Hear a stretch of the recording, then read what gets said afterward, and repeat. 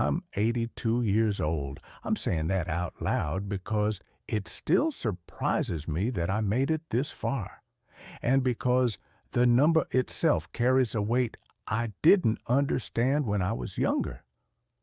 At 82, you don't wake up thinking about the future. You wake up thinking about what's already behind you and what little time is left to sit with it. I'm not telling this story to be remembered. I'm telling it because it's heavy, and I don't want to carry it alone anymore.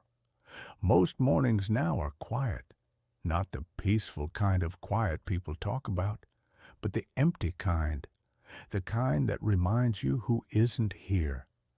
I sit at the kitchen table longer than I need to. The coffee goes cold. The clock keeps ticking, even though there's nowhere I need to be. When you're young, time feels like a river you can step into whenever you want. At my age, it feels more like a puddle. Shallow, still, almost gone. I used to believe I was doing everything right. That's the part that hurts the most. In my 20s, I worked hard, not because I loved the work, but because that's what you were supposed to do. You showed up early, you stayed late, you didn't complain.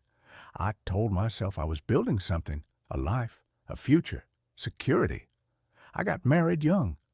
We weren't unhappy, but we were busy. Busy paying bills, busy being tired, busy planning for later. Later was always just ahead of us. In my 30s, the days blurred together. Alarm clock, commute, work, dinner, sleep, repeat. I remember promising myself I'd slow down once things settled, once the kids were older, once the promotion came through, once we had a little more saved. There was always a reason not to stop. I missed things, but never all at once. That's how it happens. A school play I couldn't attend because of a meeting that could have waited. A birthday dinner postponed to the weekend that never quite worked out. A conversation I told myself I'd have tomorrow. Tomorrow kept moving. My parents aged quietly while I was busy. I noticed the gray hair, the slower steps. But I didn't notice how close the end was. I thought there would be time for long talks, time to ask questions, time to say thank you properly. There wasn't. When my father died, I felt sad, of course. But the deeper feeling didn't come right away. It came later, in small moments. When I reached for the phone to ask him something trivial. When I realized I couldn't remember the sound of his laugh clearly anymore.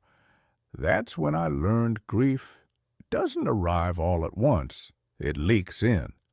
By my 40s, I had what people called a good life, a steady job, a home, responsibilities that proved I was dependable. People respected me. I mistook that for being needed. At home, we spoke about schedules more than feelings, about what needed to be done, not about what we were missing.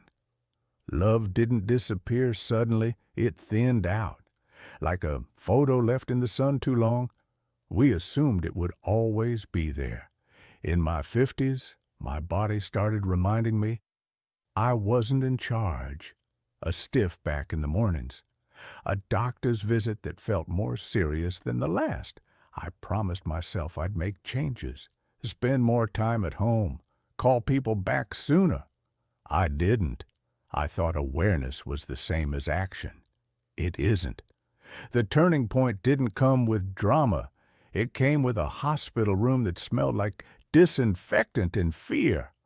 My wife was lying in that bed, smaller than I remembered her, quieter. We had known she was sick, but knowing and accepting are different things. I sat there holding her hand, realizing how many conversations we'd skipped. Not arguments, just moments. Things you assume you'll circle back to. She looked at me once and said, very softly, "We were always in a hurry." That sentence still follows me. After she died, the house felt wrong, not empty. Wrong. Every object reminded me of something we never finished saying. Every room echoed with routines that no longer made sense. People checked in at first. They always do. Then life pulled them back to their own worries. I don't blame them. Loneliness isn't about being alone. It's about realizing how replaceable your absence is. That's a hard thing to admit. I used to think being remembered meant something. Legacy, impact, big words. Now I understand that most people are remembered in fragments. A habit, a story told once in a while, and then even those fade. In my 70s, the invitation slowed down. Not intentionally, just naturally.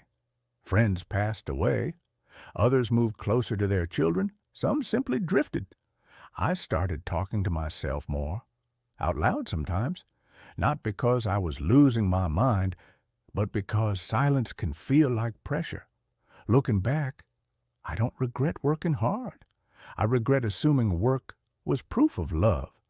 I regret thinking presence could be postponed. That attention could be saved for later like money. It can't.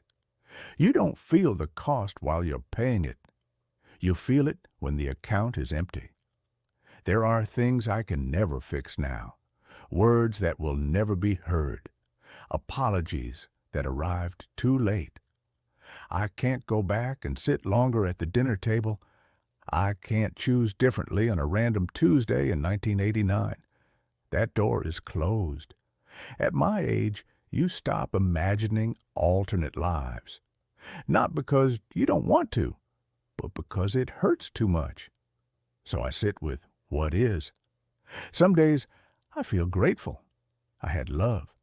I had moments that mattered, even if I didn't recognize them at the time. Other days, the weight is heavier. If you're listening to this and you're younger than I am, I won't tell you what to do.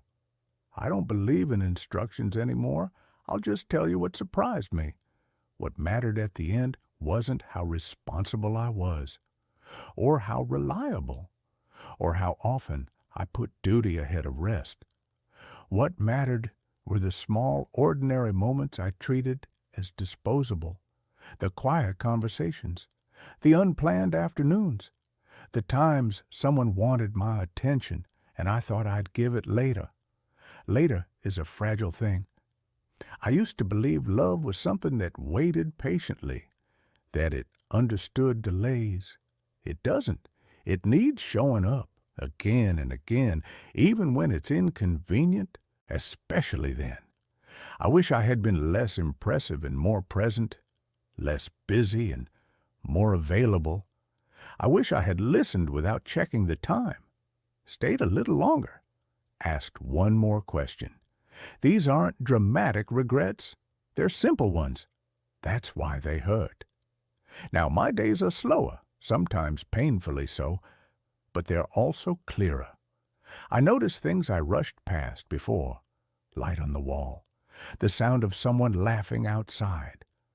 I notice how much I want to talk, even when there's no one there. If this meant something to you, that's enough for me.